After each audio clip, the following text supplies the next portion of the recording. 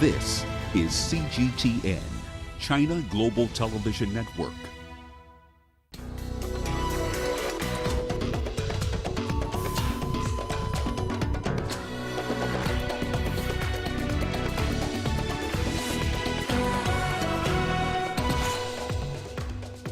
South Africa suspends use of AstraZeneca's COVID-19 vaccine over efficacy concern on new virus strain.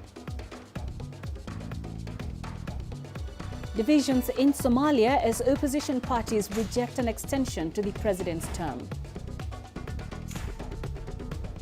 And new Ebola case detected in eastern DR Congo. Hello and thank you for joining us on Africa Live. I am Peninah Karibe. Also coming up this hour. Global oil prices return to pre-pandemic high amid stockpile shrink. In sports, Morocco make history by becoming first nation to successfully defend CHAN title. We begin the hour in South Africa, which has suspended its AstraZeneca vaccine rollout. Trial data showed it failed to prevent mild cases of the coronavirus variant that's appeared in the country. Government officials say they'll await advice from scientists before deciding on their next move with the shot. They plan to offer the vaccines developed by Johnson & Johnson and Pfizer instead. The AstraZeneca shot was originally expected to be rolled out to healthcare workers soon after the country received 1 million doses of the vaccine. CGTN's Angelo Coppola joins us live from Johannesburg for more on this. Angelo, give us more details on these developments and also some highlights from the study.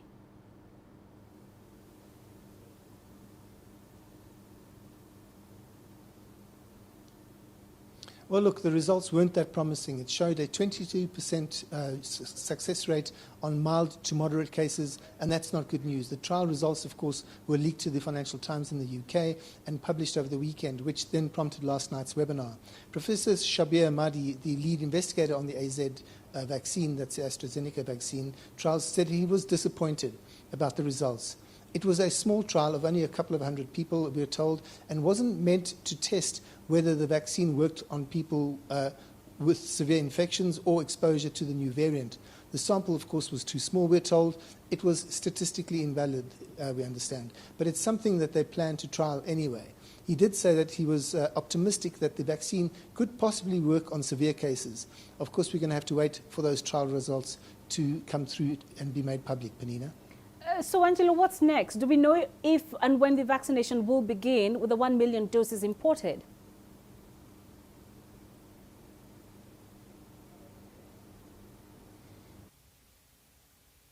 Well, look, two of the panel at last night's webinar said that the AstraZeneca implementation will be put on hold for healthcare workers. The health minister confirmed that a little later, saying that they would wait for the scientists to trial to a bigger group and also to involve people with comorbidities. The authorities, of course, are exploring all their options and are in discussion with various parties. Here's what the country's health minister, Zweli Nkize, explained about what they're currently doing. There are discussions going on Sputnik V. There are discussions going on the Sinopharm. The department and the Ministerial Advisory Committee are dealing with that. There are discussions that are going on with Moderna, and we will also need to explore on Novavax because that one had not been much of discussion. So the discussion on all of them remains open. And finally, Angelo, how worrying is the new strain?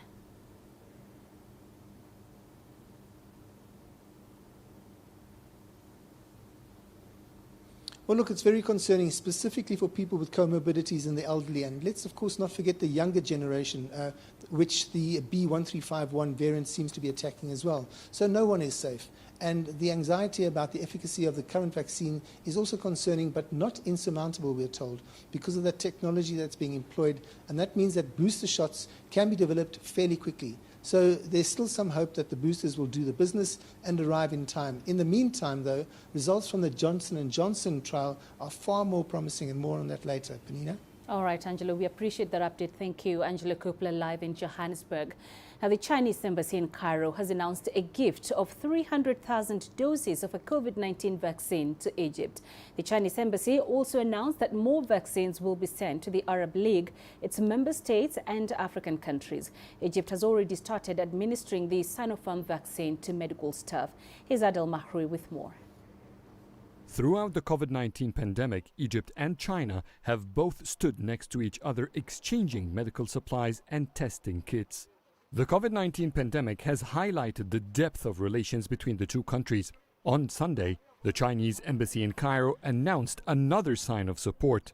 China will be sending Egypt 300,000 COVID-19 vaccines as a gift to support Cairo's vaccination campaign. Ambassador Liao Lixiang has also announced that Beijing will be providing vaccines to the Arab League so it can continue its work across the region. China has supplied the Arab world with more than 10 million COVID-19 tests and more than 18 million face masks. China has sent medical expert teams to 8 Arab countries. China's population is huge. There is a huge domestic demand on vaccines. Yet, despite pressure on demand and limited production capacity, China is keen to, as much as possible, support the international community. Egypt was the first African nation to receive China's Sinopharm vaccine in December. It began rolling out the vaccine in late January, after it was approved for emergency use. Egypt and China are also working together in research and development of COVID-19 vaccination. They have also announced preparations to establish a vaccine production line in Egypt to be built with Chinese technologies. Adel Mahroui, CGTN, Cairo. The African Union summit has come to a close with security and health emerging as the top agendas for Africa. DRC President Felix Tshisekedi has now taken over as the chair of the body. He replaces South Africa's President Cyril Ramaphosa. The summit took place as the COVID-19 pandemic continues to ravage the continent, with many nations well into a second wave of the pandemic. Other issues taking center stage on the continent include the Nile Dam dispute, ongoing conflict in the Central African Republic, and unrest in Ethiopia's Tigray region. This summit was a major challenge to prove our common desire to consider the future from an angle of action and efficiency. I welcome all the strong and exemplary acts of our meeting, in particular the smooth and efficient organization of the elections within the framework of the renewal of the positions of responsibility within the organs of our organization. During our discussions, it was noted on various occasions that the will and the effort that is currently being mobilized to build a solid foundation is being threatened in various regions of the continent by the challenge of security. Additionally, we are all aware that our continent must fight tenaciously and as one to face the difficult effects of the COVID-19 pandemic. To the Democratic Republic of Congo, and a new case of the Ebola virus has been detected in the east near the city of Butembo. The Ministry of Health says the infected person, a woman, has since died. The victim tested positive for Ebola on February 1st and died in hospital 2 days later. The woman was married to a man who had contracted the virus during a previous outbreak. The announcement by the Ministry of Health potentially marks the start of DRC's 12th Ebola outbreak since it was discovered in 1976. The country announced the end of the 11th outbreak in the West 3 months ago. By then, it had infected 130 people and killed 55. An earlier outbreak in the East killed over 2,200 people, the second highest death toll in the history of the disease. The emergence of more cases could complicate efforts to combat the COVID-19 pandemic.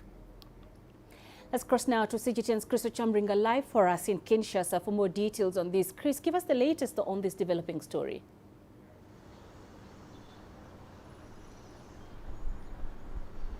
Well, so the health minister yesterday announced that this new Ebola case was detected in Butembo city in the east of the country. This is the area where a previous outbreak happened in 2018, and they said it was a woman who was found with the symptoms of Ebola on the 1st of February. She was taken to a health facility in an area known as Biena town, where she died on the 3rd of February. Now, health experts say that it's quite common, for sporadic cases like that which happened to come in place, especially after a major outbreak like the one that happened in 2018, which occurred in the DRC.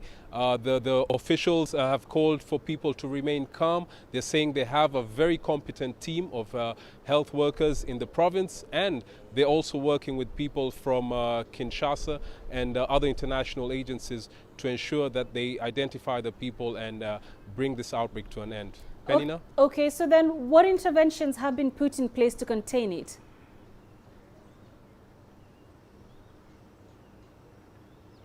Yes, first of all, the health minister said that they have already taken samples of the woman.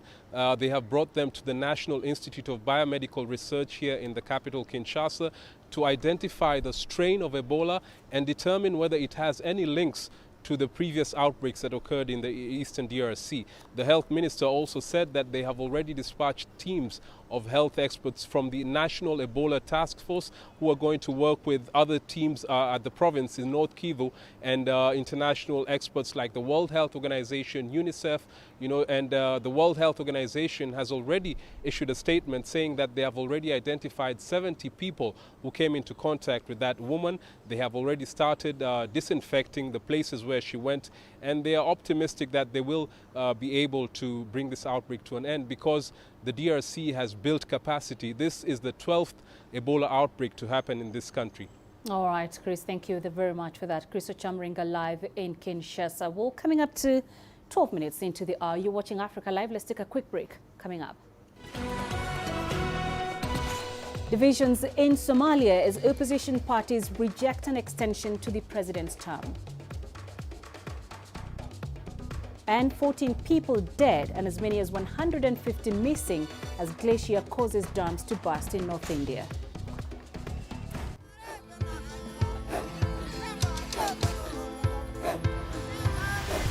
Africa is a continent of diversity, with varied climates and enchanting geography, and a people so distinct, but with a shared enduring spirit.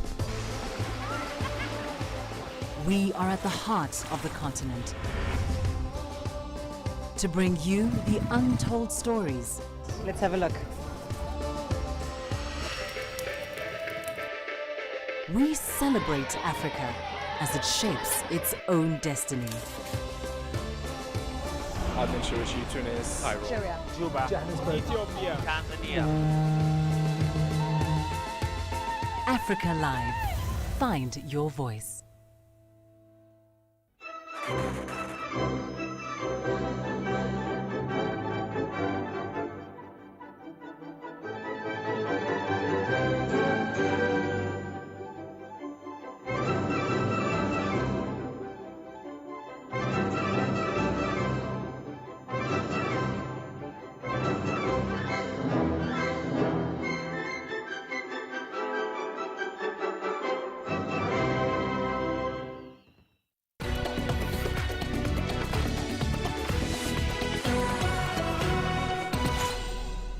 Somali opposition leaders say they no longer recognize President Mohamed Abdullahi Mohamed as leader of the country.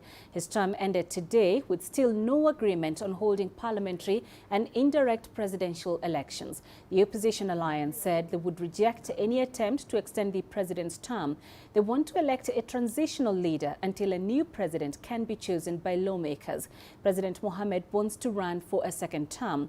12 security agents were killed outside the central town of Maribo on Sunday. Political leaders were meeting there to try and resolve disagreements over the presidential selection process. Earlier, we spoke to Abdi Ante, the co-founder of Heritage Institute and a former Somalia minister, to give us more insight.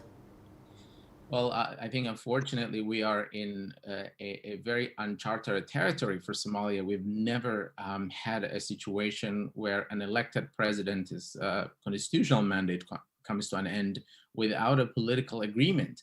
And so we are in a very precarious situation, a political crisis, if you will, that no one can predict what would happen. I think the best case scenario now is for the parties to go back to the negotiation table, that is the federal government and the member states and other stakeholders, to try and come up with a solution to the electoral crisis that we've been having now for well over a year, because the outcome, or if we do not do that, I think the situation could easily get much worse than it is already. Well, we've had a sort of a 4-year-long build-up to this situation. Over the past 4 years under President Farmajo, there were local elections at all 5 federal member states in the country.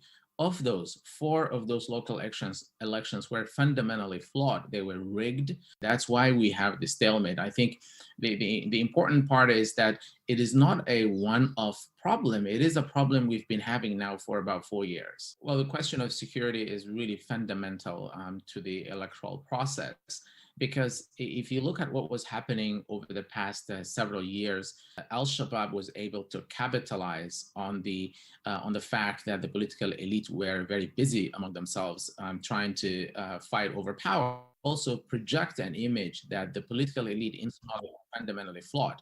And that's why I think Al-Shabaab was also relatively more successful in the last few months in capturing more ground, in disrupting overall peace building and state building processes, and more importantly, in really wreaking further havoc on the country. And I think that's a direct result of what is effectively an infighting among the political elite in the country.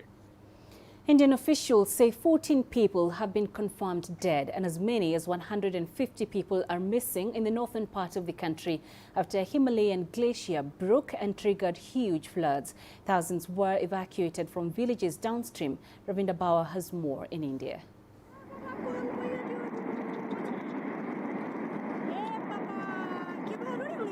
Scary scenes of nature's devastation flashed on national television since Sunday morning in India. A glacial breach in the northern state of Uttarakhand led to huge floods which washed away parts of a dam and whatever was in its path.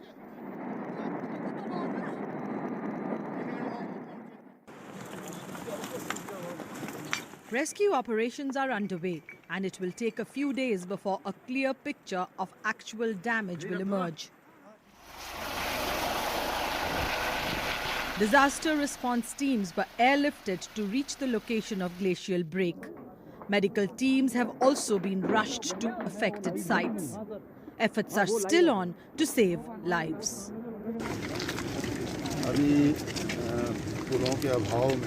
We are ensuring that those who are stranded due to the washing away of the bridges and the absence of other bridges for transportation, that they do not face any shortage of ration or food. Our efforts will be to extend help and relief to the trapped people as early as possible through our rescue teams. Prime Minister of India monitored the situation closely. Authorities say the rescue operations will carry on for a few days as it will take time to clear the debris. Ravinder Bauer, CGTN, India. A group of Haitians took to the streets on Sunday to demand the resignation of President Jovenel Moïse. Protesters burned tires and clashed with police in the streets of Port-au-Prince. President Moïse has announced the arrest of over 20 people, including a Supreme Court judge and an Inspector General of Police. Moïse accused the suspects of trying to kill him and overthrow the government. The president gave no evidence to support his claims. Opposition leaders claim Moïse should resign, saying his term ends on Sunday. Moïse, on the other hand, insists his 5-year term ends in February 2022. I am not a dictator. Dictators are people who take power and they do not know when they are leaving. But I know that my mandate ends on February the 7th, 2022. A new wave of desert locusts in Somalia has forced authorities in the East African nation to declare a state of emergency. The declaration is despite months of effort by the federal government and the United Nations to contain the locust invasion. From Mogadishu, CGTN's Abdulaziz Bilu has more. Somalia has announced a state of emergency over a new generation of desert locusts. Experts attribute the latest invasions to favorable weather conditions. The Somali Ministry of Agriculture says the regions of Hirshabelle, Southwest and Jubaland are some of the hardest hit, with Puntland and Somaliland regions already dealing with a locust invasion from last year. In the beginning, we saw migrating desert locusts, but they are now creating permanent bases in the southern regions of the country. We are seeing new hoppers that are unable to fly and cannot move to another region. They remain in one place and destroy the entire vegetation. The United Nations Food and Agriculture Organization says Somalia, Kenya and Ethiopia are witnessing more immature swarms that will give rise to multiple generations later this year that will impact overall food security. Across Somalia, locals have been using traditional methods to chase away the desert locusts. Methods include producing smoke, throwing stones and banging pots. In parts of the country, authorities have provided locals with manual pumps and vehicles-mounted pesticide sprayers. The United Nations is leading a massive air campaign against the desert locusts in Puntland and Somaliland. Experts are now proposing the use of agricultural drones through more targeted night spraying. Meanwhile, environmentalists argue that the government must invest in long-term solutions to address the locust menace. The Horn of Africa nation is already dealing with its worst locust invasion in more than 25 years. The interventionists now are more focused on emergencies, how to control, how to help people that have been immediately affected by this. But we need to think about the long term. And the long term is rebuilding the institution that was specifically responsible for locust control in Somalia. And that means we have to revive the institution in terms of its functioning, capacity development, capacity building for the staff. We need to send people for training on generally on plant protection, but specifically also for locust control. So, and this is what we don't have today. The United Nations says the locust invasion has been made worse by Cyclone Gati. Gati made landfall on the Somali coast late last year, bringing with it rain and winds that allowed the insects to multiply and spread. Nomads residing in arid and semi-arid lands were among those affected. It's the second time in less than a year that authorities have declared an emergency over the crop-eating insects. Meanwhile, farmers in southern and central regions continue to count their losses while hoping for an immediate solution to ending the crisis. Abdul Aziz Bilo, CGTN, Mogadishu, Somalia. In Nigeria, there is a growing burden of cancer, but cancer treatment centers remain few and costly. Also, less attention is being paid to the treatment of the disease now that the nation is grappling with COVID-19. As CGTN's Kelechi Emekalam reports, health advocates are pushing for better cancer management policies. A support group meeting for patients and survivors of cancer ongoing in Nigeria's capital, Abuja. Discussions center around the impact of COVID-19 on the treatment of cancer. Gloria Okwu was diagnosed with breast cancer in 2017. Getting access to treatment was very challenging, so much so that she resorted to herbal treatment. But that too wasn't helpful. And I have to see my doctor. I have to leave my house 5 a.m. because the queues will be long, and then a few doctors, so that at least by 10 or 11 you have seen your doctor and then you leave. So it's quite stressful. The machines for radiotherapy, I think it's about 8 or 10 machines in the whole of Nigeria to cater to over 200 million people. So you see people traveling from very far distances to go and do radiotherapy, sleeping outside, sleeping in the mosques. You know, people go through a lot of stress to access these treatments. Gloria is one of the few who have gotten support from groups like this. Many others haven't been as lucky. Cancer is a major health threat in Nigeria. Government sources estimate that annually there are 102,000 new cases recorded, but also 72,000 deaths. And that's why support groups like Project Pink Blue are driving cancer awareness. Nigeria is really like hosting the greatest cancer burden in the whole of Africa. And the survival rate in Nigeria is like the worst in the entire world. Cancer patients are not also receiving treatment early. So early detection is the key, but early treatment is the key. Because when you detect very early and you're not able to access treatment very early, it's useless. In Nigeria, many cancer patients are not getting clinical trial. What I mean by that is that many of the medicine that are used in Nigeria are not field tested with Nigerians. So basically what we are saying today is that enough is enough. The government needs to make more structural and more fundamental, commitment to cancer control. Depending on the type and stage, cancer treatments could range between $6,000 and $39,000. A huge financial burden in a country where more than 40% of the people live below the poverty line. Also, the COVID-19 outbreak poses additional risks for cancer patients. We are not making enough investment in cancer education, cancer treatments, and even the facility. The pandemic has complicated it. The reason why the pandemic has complicated it, the pandemic, because it's something that is life-threatening now, is an existential threat. You have to survive today to think of dying for cancer 10, 20 years down the line. So most governments are putting resources in the pandemic, in the COVID-related issues, that it has taken away money from normal medical approaches. Health advocates are now pushing for policies that would prioritize the nation's fragile health sector. Kelechi Emekalam, CGTN Abuja, Nigeria. A South African electric transport service looks set to rival Uber. According to industry insiders, Scooter RSA is touted to put a spin on the South African e-hailing transport market. It's the innovation of a young South African entrepreneur, Fizile Dlamini. CGTN's Zuli Sanjamela tells us more. This is Soweto-born Scooter RSA founder Fizile Dlamini. Dlamini launched his online-based taxi service after ride-hailing services Uber and Taxify rejected his job application a number of times. So he used that rejection to start his own company.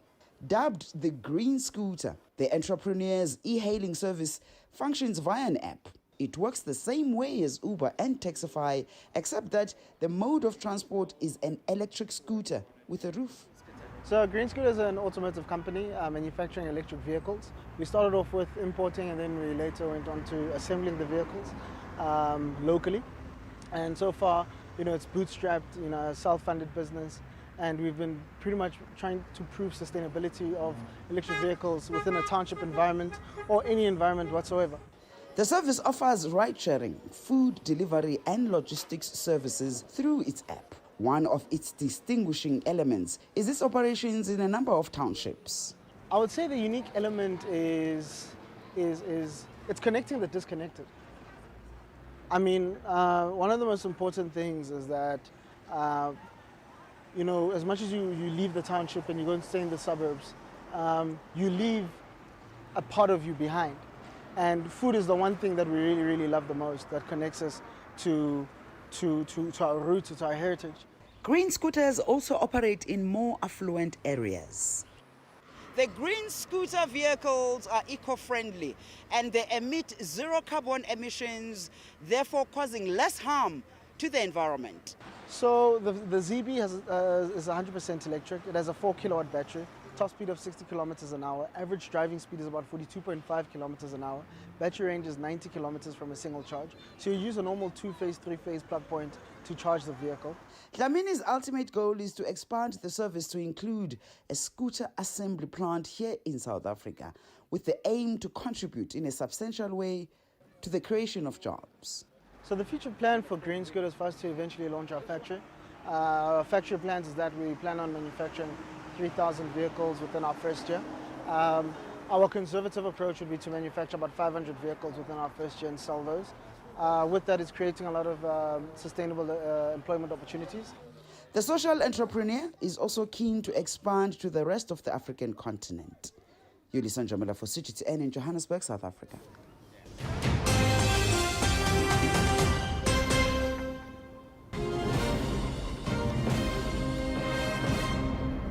I look now at our top stories this hour. South Africa has suspended its AstraZeneca vaccine rollout. Trial data showed the vaccine failed to prevent mild cases of the coronavirus variant that's appeared in the country. Government officials say they'll await advice from scientists before deciding on their next move with the shot. Somalian opposition leaders say they no longer recognize President Mohamed Abdullahi Mohamed as leader of the country. His term ends today with still no agreement on holding parliamentary and indirect presidential elections. And a new case of the Ebola virus has been detected in the eastern region of the Democratic Republic of Congo. The Ministry of Health says the infected person, a woman, has since died. The announcement by the Ministry of Health potentially marks the start of DRC's 12th Ebola outbreak since it was discovered in 1976. That's a quick check of the headlines. All right, coming up in business news. Global oil prices return to pre-pandemic high amid stockpile shrink. And South African gold mining output registers steep decline. There's more to this place than just glorious landscapes. There's more to it than just, say, Table Mountain or glorious, endless salt flats. There's more to it than countries that are home to some of the deepest mines in the world. There is so much more to this place, even if it is home to some of the finest diamonds on the planet. It is the sheer diversity of the people who call Southern Africa home and the relentless drive to make it a better place that make it so special. And we know that because this too is home.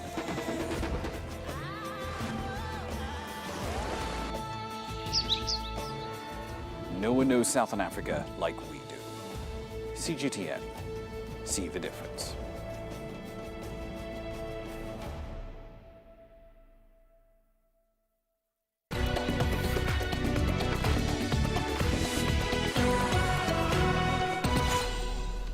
Oil prices have made their biggest weekly gain this year, reaching pre-pandemic levels at a one-year high. Despite the low demand for oil, there are hopes of a speedier than expected economic recovery attributed to the rollout of vaccines. Brent crude futures gained more than 6% last week to $59.34 a barrel, while WTI climbed almost 9%. Each benchmark is now at its highest level in more than a year. Other factors have also played their part to push up prices, such as efforts by oil-producing nations to limit output. Since agreeing to the cut in production last April, producers have held back a cumulative 2.1 billion barrels of oil, leading to decreasing stockpiles. China has implemented new rules with the aim of restricting the activities of the country's major tech companies. The new rules formalize an earlier anti-monopoly draft law released in November and clarify a series of monopolistic practices that regulators plan to crack down on. The rules are likely to pressure tech firms such as Alibaba, JD.com, Ant Group and Tencent, which dominate e-commerce in China. They will also cover payment services such as Ant Group's Alipay and Tencent's WeChat Pay. The rules are expected to restrict companies from a range of behavior, including forcing merchants to choose between the country's top internet players. Egypt is ranked as one of the best countries in Africa for debt manageability. That's according to an analysis by Morgan Stanley. The North African states, along with Nigeria, Cote d'Ivoire and Senegal, have manageable debt levels, no issues accessing the debt markets and existing funding streams with the IMF. From Cairo, Yasser Hakim examines the measures that Egypt's government has been putting in place to manage its debt profile. Egypt has been going through a major rebuilding program in the last decade, following the political and economic turmoil caused by the 2011 uprising. Billions of dollars have been poured on mega infrastructure projects, constructing new cities, improving social services and transportation. It has led to mushrooming debt levels to finance this process, but still manageable according to Morgan Stanley, which ranks the North African country amongst the most successful in managing their finances. The amounts increased, but if we talk in percentages and not amounts, the total debt to GDP has dropped from 108% to 87.5% in 4 years, which is a big success. Egypt adopted a strategy of replacing short-term loans with the long-term ones to relieve the pressure of foreign reserves, to facilitate loan repayments and avoid any delays to the economic reform plans. It used the long-term loans from treasuries and bonds in the last 3 years to fund projects, especially in the energy and renewable energy sectors, which have created huge investments and revenues to enable to steadily repay the debts. 2020-2021 should have been a breakthrough year with unprecedented hard currency revenue and fast-paced economic growth. However, the outbreak of the coronavirus pandemic and its subsequent economic fallout led to even more borrowing to sustain the economy through this ordeal. Initially, we had to guarantee a steady flow of foreign currency income. This is a confidence-building measure that encouraged institutions like the IMF and the World Bank to open a credit line with us, knowing our economy can withstand any instabilities.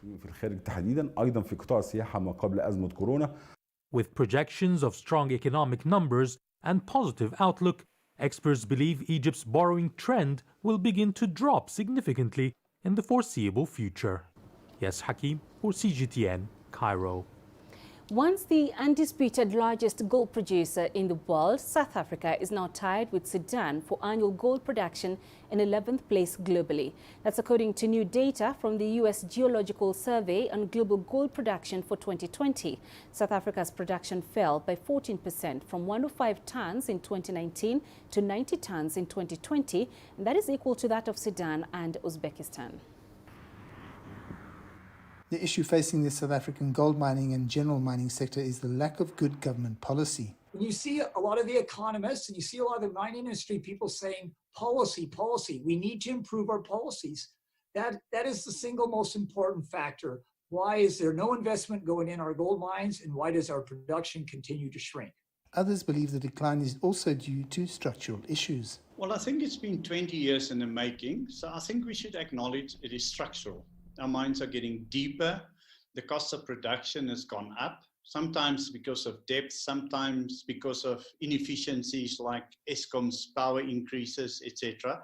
And then obviously society has demanded much higher safety standards, correctly so, and that has increased the cost of production. Analysts say there are several examples of the impact that good policy has on the mining sector. We saw tens of billions of dollars flood into Zambia, which is not even a small percentage of what South Africa is. We saw tens of billions of new foreign investment go into the DRC. We saw probably about $10 billion go into Tanzania, which hardly anybody knew even had minerals. So it shows what policy change, the right policy can do. Local regulations are not keeping pace with the changes in the mining sector, it's claimed. There are regulatory issues. So as the previous generation of mines gets mined out, we are not regulating for new mines. I'm told that there are significant opportunities of shallow mining, open cast mining under Witwatersrand, the northern, the sort of East Rand and the West Rand, but also in the Pilgrim's Rest area. But these are all caught up in regulatory sort of delays. Gold production is hitting an all-time high this year. Gold production has been hitting an all-time high for every year for the last 30 years. Now, somebody should ask, why is it hitting an all-time high? Why is every country on the planet producing more gold today than it was yesterday? And tomorrow they'll be producing more. Why are all those countries producing more, and the country that had more than half the world's gold is producing less each day? The gold mining industry in South Africa has been in decline for a number of years now, and much of the reason for that has been blamed on the lack of good policy. Hopefully government will see the light. I'm Angelo Coppola for CGTN in Johannesburg, South Africa. British automaker Rolls-Royce is proposing to temporarily close its jet engine factories for 2 weeks as it manages costs due to the impact of the COVID-19 pandemic. The move is expected to affect all 19,000 staff in the company's international civil aerospace division. The aero engine maker has begun talks with unions on the shutdown and cost-cutting at its civil aerospace unit. Rolls-Royce's finances have been hit by the pandemic after its airline customers grounded planes. The company warned last month that travel would be even more constrained than expected this year, leading to increased cash outflow. The recent lockdown imposed by the Zimbabwean government has impacted businesses across the country with an aim to curb the spread of COVID-19. Residents have been barred from leaving their homes except to purchase daily necessities and receive medical treatment. The countrywide policy also enforces a curfew from 6 p.m. to 6 a.m. the following day. During curfew hours, only supermarkets, pharmacies and hospitals are allowed to open. Weekend markets are among the businesses affected, with the number of customers greatly declining to a third of the customer base before the ban. Despite the inconvenience to people's lives and impact on livelihoods, many still support the government's lockdown measures in the face of the deadly pandemic. The number of walk-in clients has reduced, but there are still customers that are ordering our mushrooms that need home delivery. It's been very detrimental to Zimbabwe, the lockdown, because a lot of these people have lost their income. So now it's okay, I can have the food, but it is a reduced income and the same running costs. So it has been difficult to keep the space, to hold the space for these people. But we are Zimbabweans, we know what difficulties are. We have had lots of difficulties in our lives and we are resilient people. We make a plan. You're watching Africa Live. Let's take a quick break. Coming up. Restrictions on gatherings disrupt Zimbabwe's traditional burial rites. Join us in Global Business and see Africa through our eyes.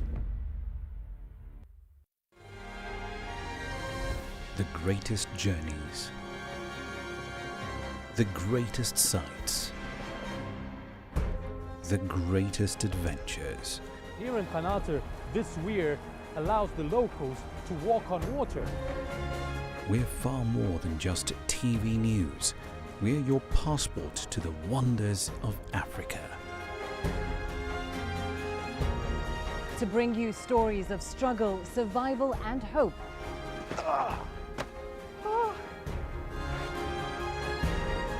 So let's explore.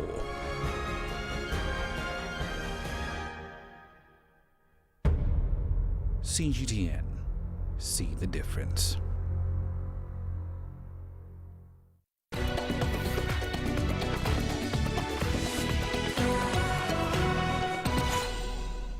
Restrictions on travel and burials have disrupted important traditional ceremonies across Africa.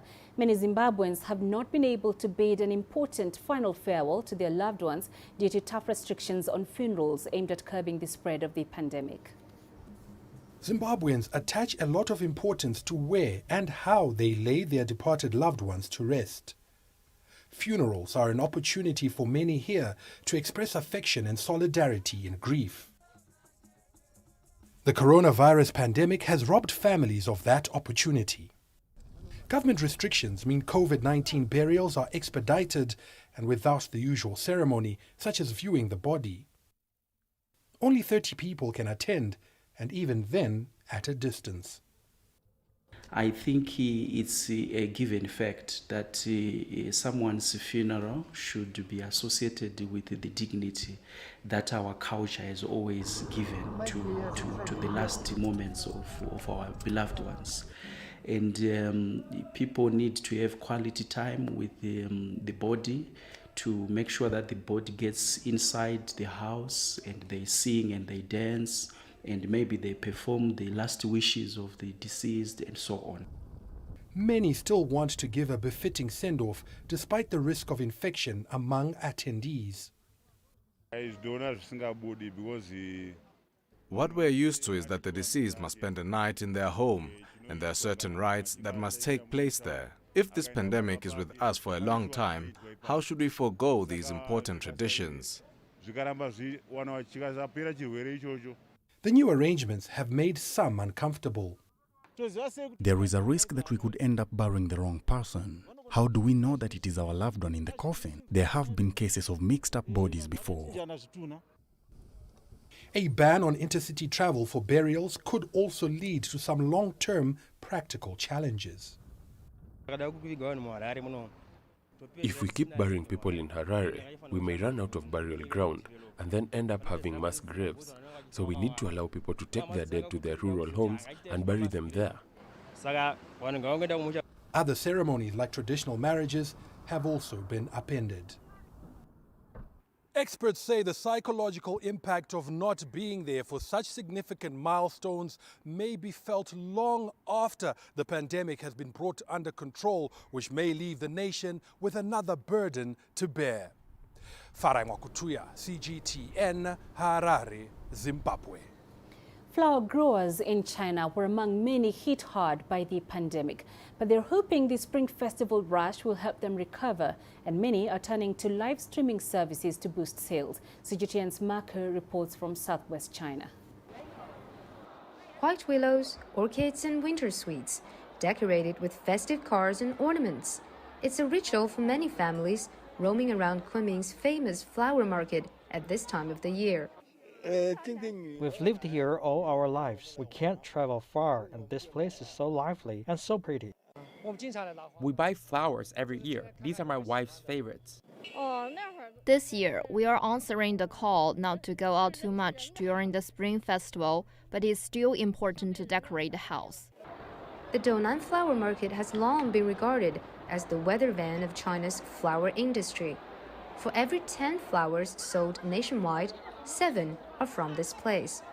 But, like many industries, it's been badly affected by the pandemic. Not so good. I used to earn 1,000 yuan per day during the holiday. Now I only earn half. Deliveries to high-risk areas are either expensive or prohibited, and there aren't as many tourists as before. However, some industry players have been looking at other options. New Year flowers take up 15 to 20% of a flower grower's annual income. Last year, the pandemic cost them at least 2 billion yuan. This year, we're trying different sales modes, like online platforms, which get most orders at night, so we've extended opening hours till midnight. Because many flower growers aren't familiar with e-commerce practices, they turn to special sellers known as online flower agents, who can market their products all over the country. This is what it looks like at 8 o'clock in China's largest flower market. While the daytime market mainly targets individual customers, the night market is where the real business gets done. These flower agents use live streaming services and sell at much lower prices than at typical flower shops. A good flower agent can take over 100 orders a night. It's hugely significant for many of the flower growers here, whose livelihoods for the next lunar year depend greatly on the holiday sales.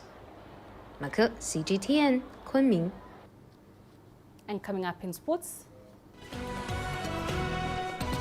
Morocco make history by becoming first nation to successfully defend CHAN title.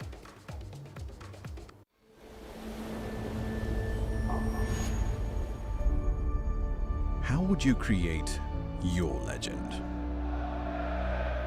On the fields, on the tracks, in the arenas of Africa.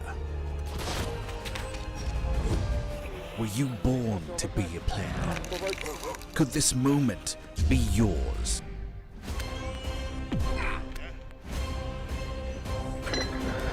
Sports Scene. Find your game.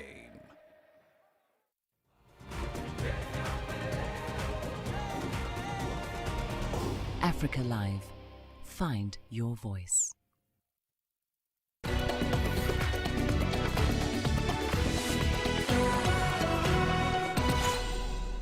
We start with African football, where Morocco has successfully defended their African Nations Championship title after overcoming Mali in a thrilling final played in Cameroon. CGTN Sadiq Shaban has more from Cameroon. Mali were chasing their first title in this competition after losing to DR Congo in the 2016 finals that was played in Kigali, Rwanda. Each side had decent chances in the first half, with Morocco dominating the proceedings, which ended in a goalless draw at the break. Morocco upped the ante in the second half and increased the tempo of the match. Mali could not keep up, and that man, Soufiane Boftini, struck in the 69th minute, scoring Atlas Lions' first goal. Mali defense was thrown into a spin by Morocco's pacey football, and the North Africans added their second goal in the 79th minute. A resolute header by El Kerbi separating the two sides, and the final score 2-0 clearly distinguishing both sides in terms of pedigree and quality. We came here to win our first trophy but faced a very good Moroccan side. I believe that they were the best team in the tournament. Today's game was decided on little details. Congratulations to Morocco. We return home and continue to work for the best in the future. Reaching the final was a feat. For us, we came here with a changed team by 65% and a new staff. So it was about writing our own story and winning for ourselves. Today's final was difficult, but we did the essential, won, and I believe we merit the victory plus the trophy. So the final showdown here at the Amadou Ahidjo Stadium in Cameroon, ending with Morocco becoming the first team to win back-to-back trophy in this tournament, which was first hosted in 2009, which exclusively targets players plying their trade in Africa. Sadiq Shaban, CGTN in Yaoundé, Cameroon. Staying with football, after winning their first Club World Cup match against Qatar's Al Duhail,